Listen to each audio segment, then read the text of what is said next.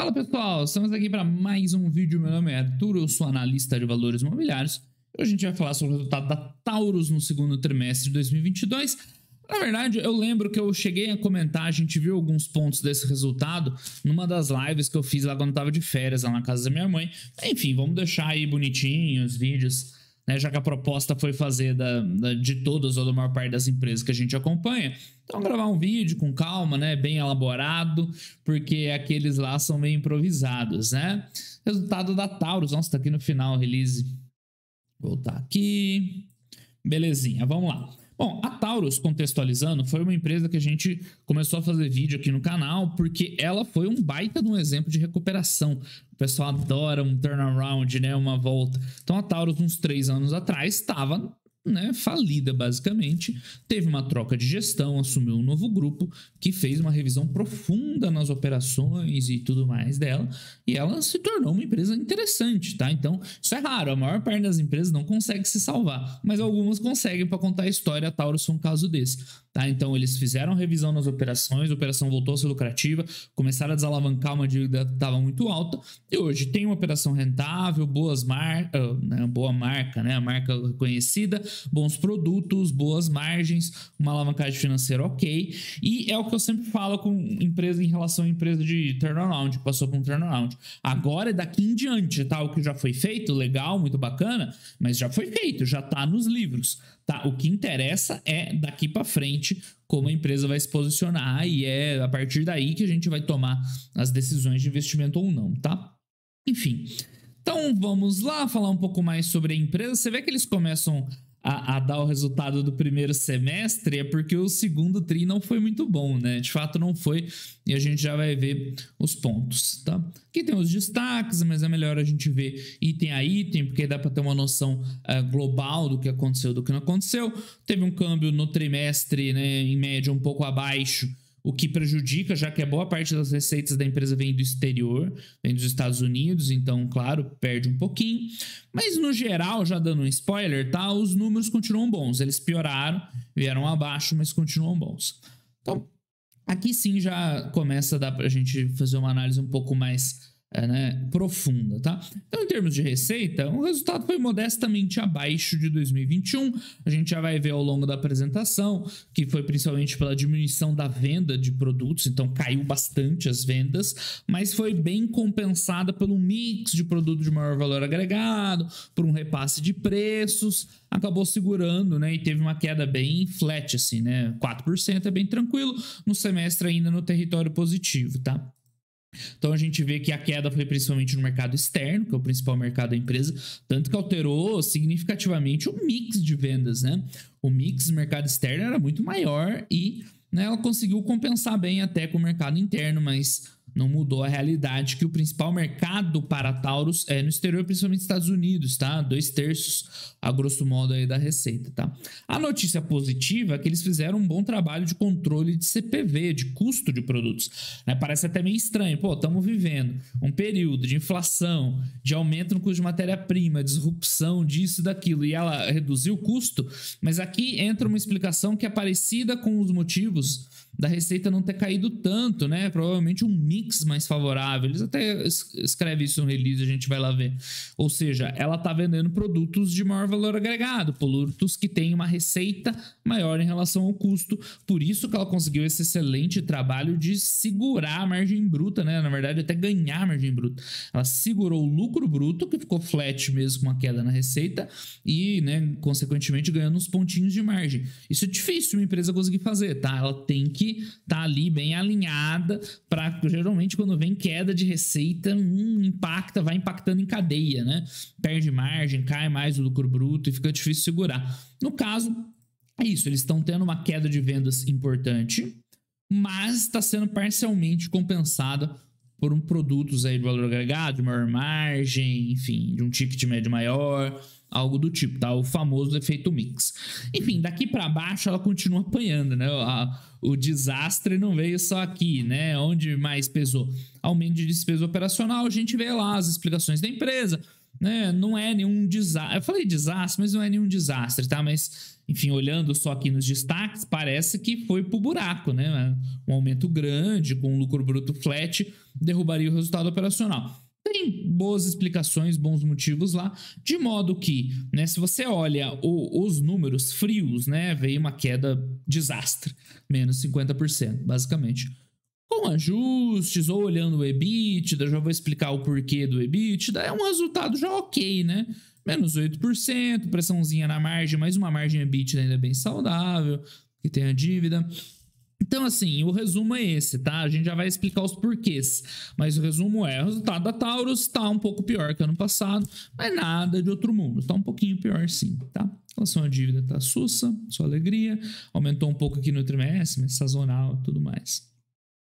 Vamos lá, vamos ver item a item do resultado. Então, vou falar mais pro final aqui, onde eles posicionam a parte de investimentos, mas a Taurus, um dos caminhos para ela ter saído daquele turnaround, de uma situação de praticamente para quebrar, para ser uma empresa boa hoje, passou muito por inovação, por investimento em tecnologia, fazer produtos de qualidade, né, com uma boa reputação. A reputação antiga da Taurus era péssima, né? Eu posso falar, eu tenho um lugar de fala, né? Porque eu sou ainda policial, hoje eu tô de licença, né? Mas ainda sou policial. Na minha instituição, onde a gente usava basicamente só Taurus, teve, né, um trabalho intenso lá de perícia, de análise técnica para apontar os defeitos que as armas Taurus tinham na época e responsabilizar a empresa de ressarcimento, nem lembro o que aconteceu.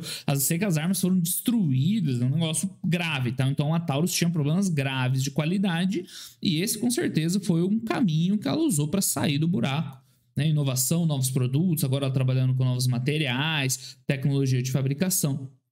Com certeza passou por isso a recuperação dela. Mas enfim, voltando aqui para a administração, eu dei um zoom, deixa eu tirar. Encerrado o primeiro semestre, foi desafiador, né? Isso a gente já viu. Olhar os resultados, monitoramento, blá blá blá blá blá blá blá blá blá. Mantendo as margens, legal, né? É verdade, a gente viu, né? As condições do mercado norte-americano, que começa a ver os pontos, né? Mudaram um pouco, né? Então, depois de níveis de demanda jamais vistos, né, deu uma desaceleração. Isso é normal, né, pessoal? Sempre que você vive um período de demanda, sempre não, né? Mas normalmente, quando você vive um período muito acelerado de qualquer coisa que a gente está falando, depois de um tempo tende a dar uma regredida média, ou pelo menos a uma tendência de crescimento sustentável de longo prazo. No caso aqui, tá? A gente vê, né, que 2020, 2021 foi muito acima.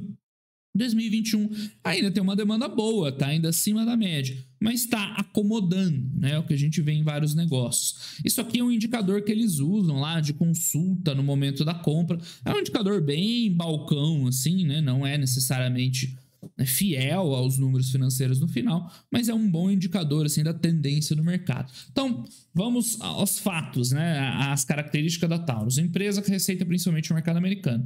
O mercado americano estava aquecidíssimo, a empresa estava voando. Taurus estava voando. O mercado americano vem acomodando, a Taurus vem acomodando junto, né? Era, né, de se esperar. Então, a gente já vai ver no número de vendas, que aí sim é o fato concreto, né, contábil, que deu uma queda bem importante, tá? Mas, enfim, continua tendo uma demanda. A Taurus, segundo eles, continua ganhando mercado, né, continua crescendo em relação a concorrentes, né, fazendo um trabalho de mix, vendendo produtos ali específicos para tentar encaixar, né, na melhor parte dessa demanda. Então, assim, o negócio tá mais fraco, mas também não quer dizer que esteja ruim, né? Eles estão conseguindo manter as margens. Que mais que tem bom, né? Qualidade, enfim, tá? Isso aqui a gente já viu, né? Lançamento de novos produtos, novos materiais. Da Onione a gente já viu no Random Day, no Frasley Day. Tá aí, né? A parceria agora aqui com a Taurus. Mais novidades, produção de supressores, né? Interessante. Que mais? Oportunidades de mercado, flexibilidade geográfica. Então, né, eles compensaram parte da queda nos Estados Unidos com o aumento de vendas no Brasil. Estou começando a operar lá na Índia. Mas assim, esse é o tipo de coisa, pessoal, você não vai investir hoje na Taurus pensando lá na indústria da Índia. É um negócio que, assim, se vier é ótimo, se vier é legal, vai contribuir, mas não é uma garantia. Você não pode basear sua decisão de investimento nisso, que eu vejo muita gente fazendo, né? Senão você começa a acreditar muito nas histórias antes delas se concretizarem. Falamos muito sobre isso aqui, tá? Enfim, eles escreveram bastante, né? Blá, blá, pauta ESG, você fala, pô, mas Taurus, ela tá mais pro Vice, né, da Mandaran.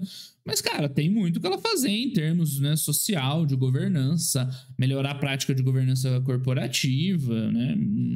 Não tem nada a ver uma coisa com a outra, né? Projeto de desenvolvimento profissional, dos colaboradores e tudo mais. Enfim, vamos logo pros números que interessam. É um revolvinho bem bonito, né? Esse cabo de madeira e tal. Vamos lá. Desempenho operacional, produção. Então, os problemas começam aqui, né? Logo no primeiro item. Né? Então, a empresa... Quer dizer, a produção, ela é função da demanda, das vendas, né? Então, o primeiro problema não é exatamente produção, são as vendas terem caído. E agora ela vai ter uma produção que vai acomodar um pouco mais com esse novo patamar de demanda, né? Então, se a gente vê aqui no gráfico, uma tendência de queda na produção que vai acompanhar a queda na demanda, nas vendas, que a gente já vai ver aqui, ó. Então, esse é o gráfico principal, esse é o que manda, né? Então, a gente vê que 2021 foi muito aquecido, ela estava vendendo na casa de 600 mil unidades por trimestre, né? Muito forte, principalmente nos Estados Unidos, né? Demanda alta, já tinha caído um pouquinho aqui, mas enfim, estava segurando. E nesse ano ela está num novo patamar na casa de 500 mil unidades de venda, né? Então é uma queda relevante, é o quê, né? Mais ou menos 100 mil em 600, né? Quase 20% de queda.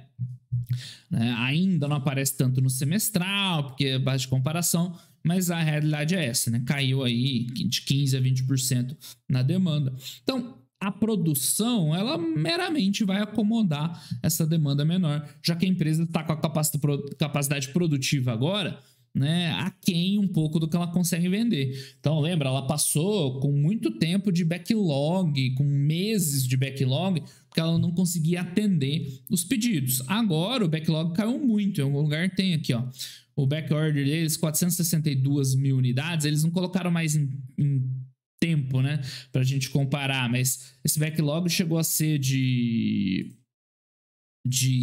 6 meses, né? Não era uma coisa assim? E vamos calcular aqui mais ou menos quanto é agora. 462 mil unidades, eles estão produzindo, vai em torno de 9, uma média, 9 mil unidades por dia. Então daria agora uns 50 dias de backlog, já bem abaixo, né? Então ela tá queimando aquela gordurinha lá de backorder, a tendência é dar uma incomodada, tá? Então pode ser até que diminua um pouco mais, até... Assim, eles comentaram que tem uma questão que os distribuidores ajustaram os pedidos, porque tá tendo inflação. Então tem, né, a variação de pedido, de sell-out, sell-in. Então tem muita coisa acontecendo aqui, mas é razoável na sua análise você usar esse novo patamar, não de produção, desculpa, de vendas, tá para baixo. Que a empresa vai vender aí mais para casa de 500 mil armas do que 600, igual era ano passado, tá? Então, uma queda importante aí no resultado.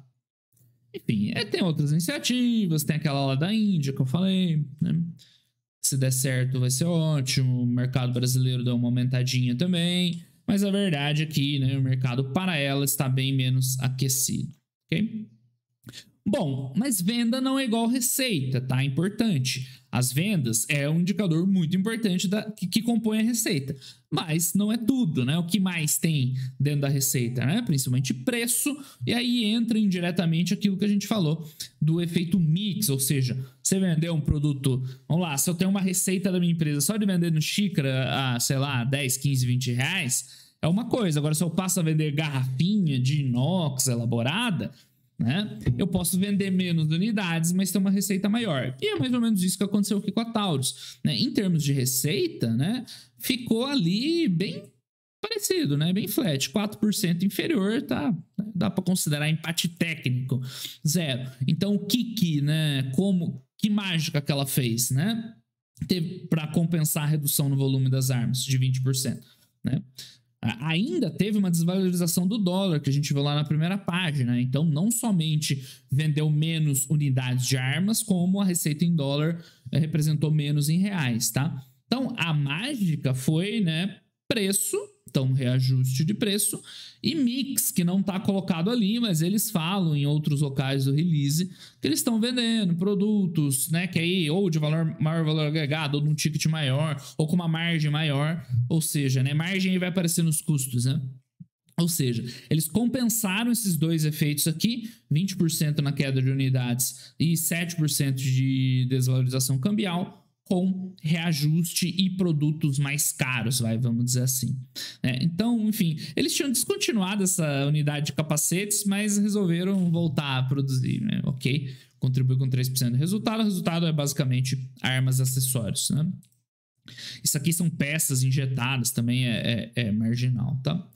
Então, assim, né, o resultado foi bom, né? Considerando a queda nas vendas, a receita segurou muito bem, né? Ficou basicamente flat. No trimestre cresceu, ou desculpa, no semestre cresceu, mas isso aqui é só a empresa tentando salvar os números dela, né?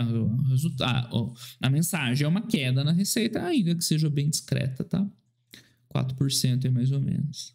Acumulado de 6 meses é só para tentar não mostrar, né, um cenário tão ruim. Esse gráfico de mix, né, aquele destaque que eu falei, o mix de venda nos Estados Unidos e no exterior principalmente, ele era muito maior do que Brasil até pouco tempo atrás. Então esse mercado retraindo lá foi parcialmente compensado por Brasil, que segurou um pouquinho a peteca, tá? Então já falei aqui em outros vídeos da Taurus que toda aquela confusão, que governo X, governo Y e tal, que o pessoal gasta muita energia falando da Taurus, era meio irrelevante, porque aqui era 20%.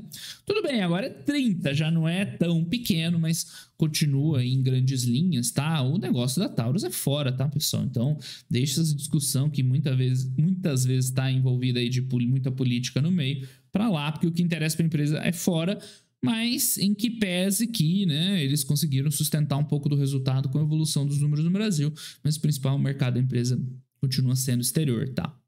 Dólar.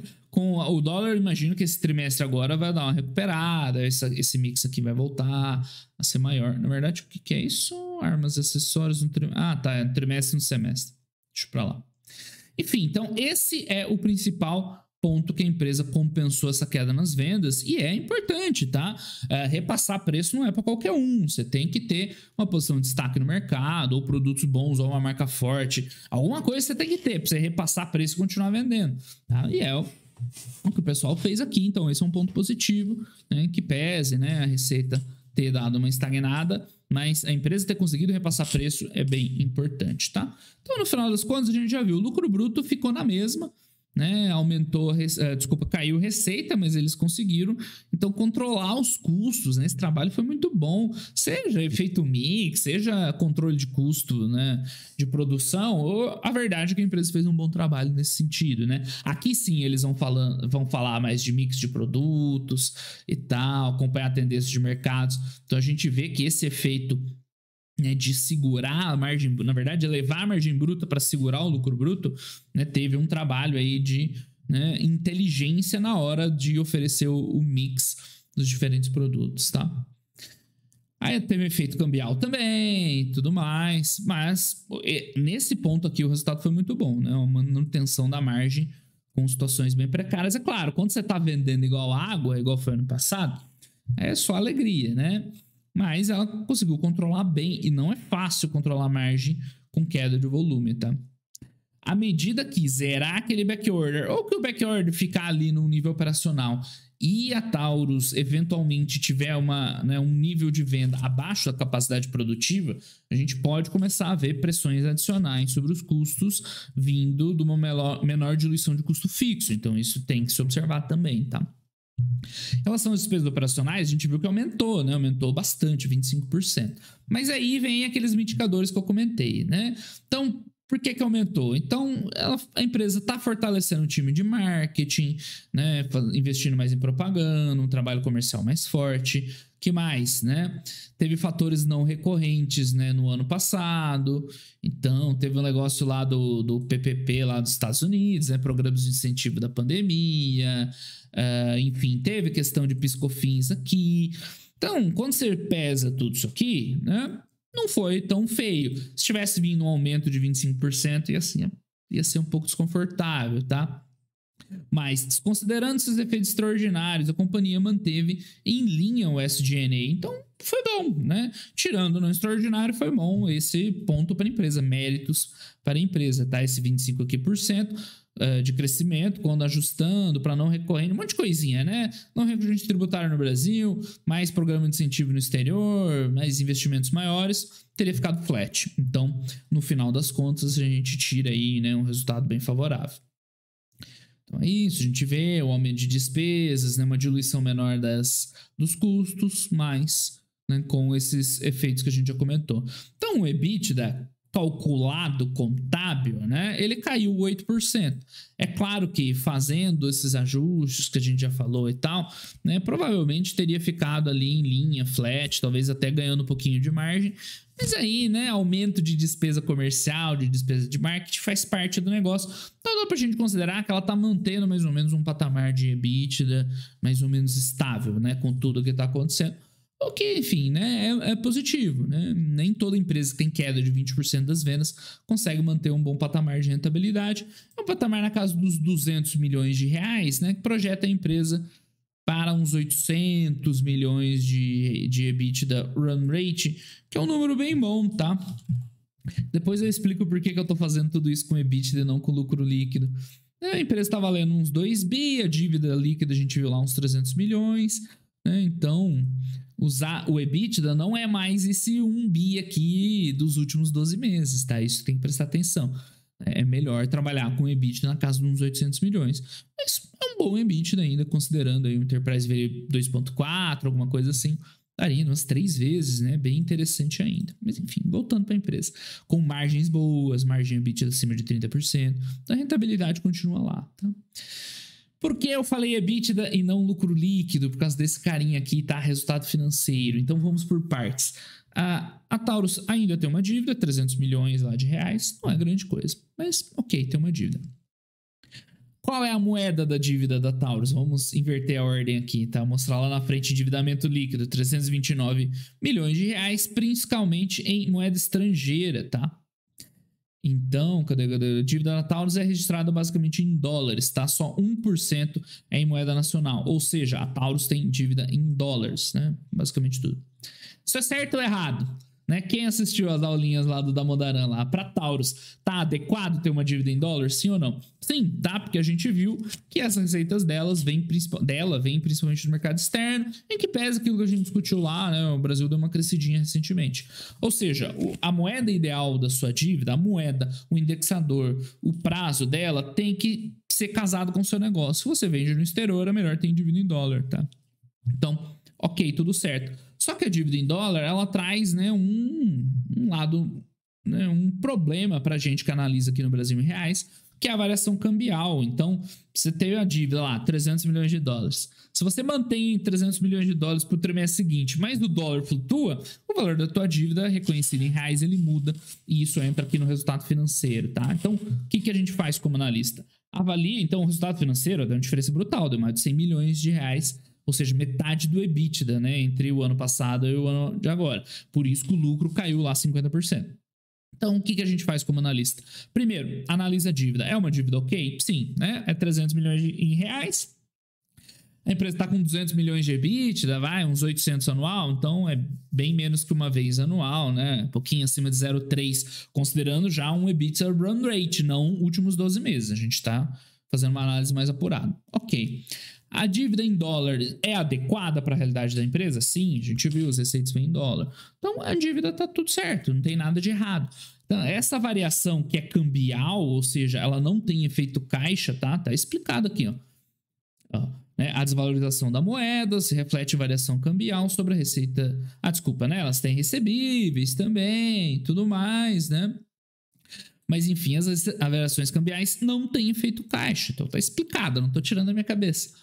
Então, não tem efeito caixa, é razoável você não considerar elas na sua análise, porque, né, o dólar vai subir, vai ter uma piora no resultado financeiro, mas, né, compensa com a valorização dos recebíveis, você tem ali, né, no longo prazo, caminhando junto com o resultado financeiro e o resultado operacional da empresa, caso ela tenha, né, uma dívida atrelada bem ao, né, a função econômica dela. Por isso que é importante fazer essa avaliação.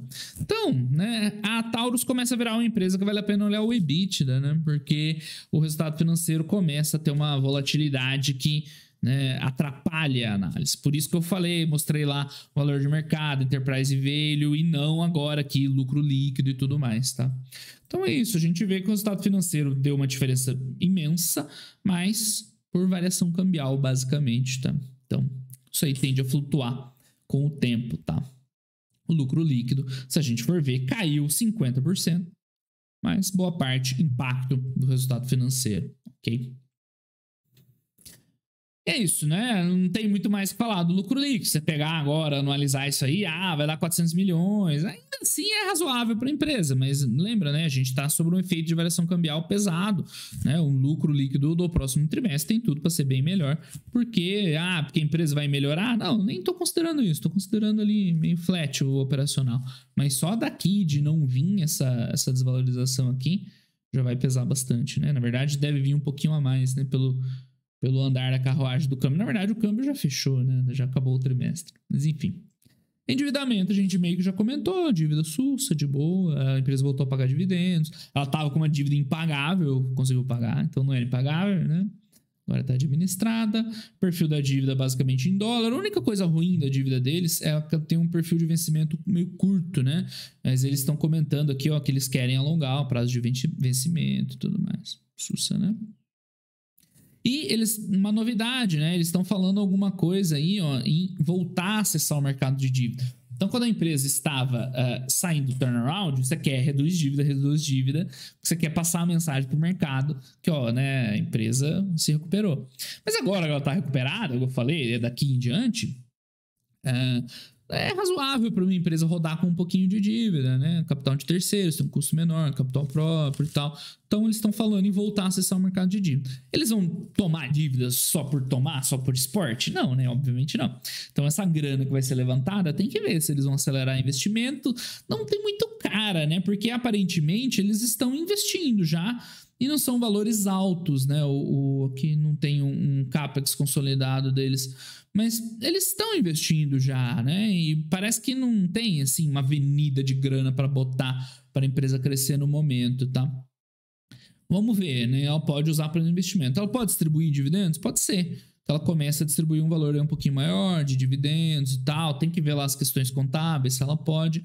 Mas, enfim, vamos ver. Isso é uma coisa importante, né? Ver como eles vão gerir essas decisões financeiras, né? A empresa vai acessar o mercado de dívida? Sim ou não? Né? Quanto vai ser? E o que ela vai fazer com o dinheiro? Isso é o mais importante de tudo, né? Enfim, investimentos é isso. Ela está investindo, né? No passado era para soltar os gargalos de produção, porque ela estava vendendo tudo que ela produzia. Agora talvez não faça mais sentido. Talvez tenha mais sentido investir em qualidade, ou de repente ela já está pensando lá na frente, numa capacidade de produção maior ainda.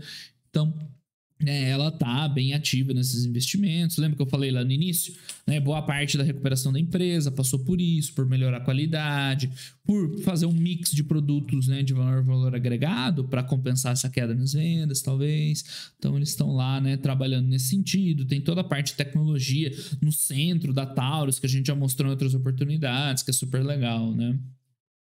Enfim, era isso, tá? Os resultados da Taurus. Então, fazendo um resuminho esperto nosso aqui, que agora a gente vai escrever. Não vou esquecer, tá? Esqueci de fazer do da Metal Leve, mas tá lá já no Canguru, pode olhar lá. Mas no Taurus a gente vai fazer, né? Primeiro, vamos concatenar aqui para escrever lá. A Taurus tá num patamar mais baixo de resultados. Isso é fato, tá? E tem que trabalhar com esse patamar agora. É o que o mercado tá nos apresentando. Ainda é um patamar bom? Sim, ainda é um patamar legal, tanto em termos de volume quanto de rentabilidade para a empresa. Os fundamentos de longo prazo continuam, né, de desenvolvimento de novos produtos, de foco em qualidade, de competitividade. O produto dela é muito competitivo, a alavancagem está tranquila. Então, assim, não tá aquela pujança do ano passado, mas continua bom, assim, os números dela, não dá para reclamar, tá? Vamos lá fazer o nosso resuminho da Taurus ao vivo aqui. Não é ao vivo porque eu tô gravando o vídeo, né? Vamos lá. Como é que eu botei? Eu botei o nome da empresa ou o código de negociação? Isso aí a gente vai afinando com termos. Taurus 2022. Então, vamos colocar assim, né? Realidade atual da empresa. Lembrando, o modelinho vai ser, né, ajustado, não é mais ou menos parecido, mas não é igual para todas as empresas, né? Então, primeiro, importante, né, queda no volume de vendas no mercado americano,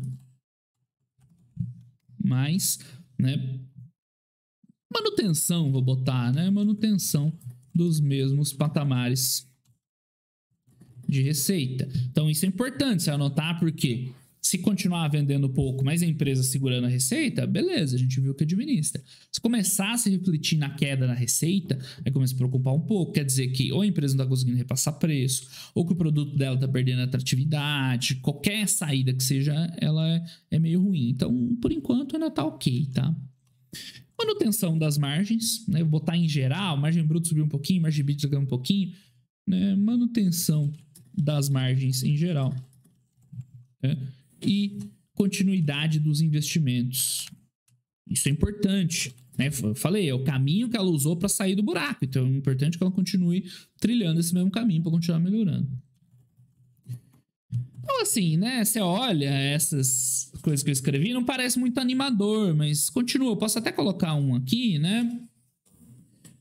Resultados atuais em patamares ainda atrativos. O que vocês entenderam, né? Perto do valor de mercado da empresa, atrativos. Desculpa aí a dislexia.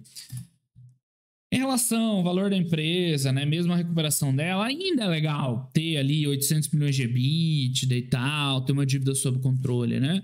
Então, às vezes a empresa cai muito o volume e começa a ter um lucro fraco, um lucro anêmico, que não é compatível com a realidade dela, né? Isso não é legal. No caso da Taurus, não é aquele 1 bilhão que a gente viu, que já estava projetando crescimento, mas...